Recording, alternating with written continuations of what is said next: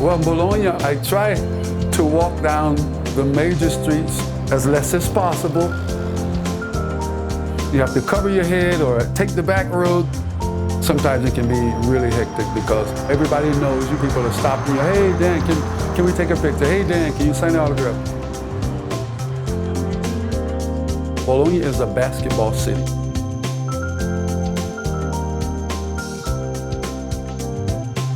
I was captain here. I played in Bologna for 7 years straight. I'm the strong symbol around the basket, protect the area in the paint, the dunker, the muscle man, always in the weight room, always the strongest. It's like Superman and here comes kryptonite. I was sought out by teams all over Europe. I always chose to remain in Italy because I felt at home here. I even had a family in Cantu. They kind of adopted me like a son. My career in Europe was from the age of 21 and retiring at the age of 46. That's a longevity record. My longevity key was my rebounding. I was a tenacious rebounder. When they shoot and hit the rim and it comes off, that's a rebound. We were playing in the World Championships in Orlando, Florida, and all of a sudden, I just go back, faint, hit the floor really hard down. They take me to the hospital, they say, hey, you got this heart valve problem. You need to have surgery on that because the heart valve is not functioning properly. What they offered me was the mechanical valve. I would have to have a blood check every 2 weeks or so.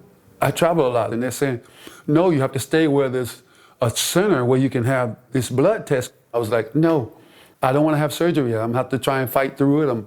I'll make it, I'll make it, I'll make it. I go out and still keep playing basketball. And I get the fainting sensation again. I realized that I had to stop. It was just devastating to think that you couldn't play basketball. It's like, hey, don't worry about basketball, just worry about your life. I'm like, no, there's no life without basketball.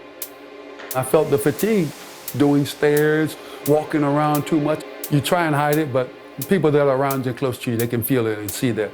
Before the surgery, some things that Dan did before, he couldn't do anymore. Like, for example, 4 floors of steps to arrive in our apartment. Every day was tough.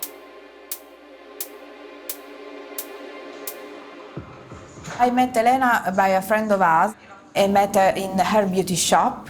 She's my consultant for World of Beauty, but after we became friends. I knew that my client was a cardiologist, and she said, okay, I work with a doctor that uses a new kind of surgery, new valve.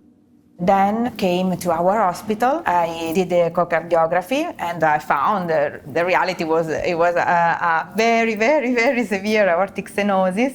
He said, hey, now, I and some other doctors are doing a different type of surgery that's less invasive. The mini thoracotomy is the opening of the chest through a little incision, 5 centimeters, without breaking the sternum or the ribs, just spreading the ribs. And so through this little scar, we can do exactly the same intervention as in sternotomy. Nowadays, we know that the biologic pericardial valve can have a good durability. I think that Dan will have this valve for at least 20 years. After 20 years, I will implant a TAVI in that valve. And I said, okay, you know what? I got to get this done. I can't go on without playing basketball. Let's do it. Let's organize to get this done. The fast recovery is the best advantage of this kind of approach. But in the case of Dan is crazy. I get the surgery done. I go into intensive care. I wake up and I have no pain. So I'm like, did he do surgery or not? So I'm sitting there in the bed and I'm trying to do sit-ups, raising my legs, trying to do sit-ups in my bed. They said, hey, what are you doing? What are you doing? I say, hey, I'm doing some sit-ups here. 3 days later, I'm outside the hospital, walking around the park, and people are looking at me like, when are you having your surgery? I'm like, I already had it. I was released as of the 5th day after surgery. People don't come out of the hospital that fast for minor surgeries sometimes. The scar was no bigger than this.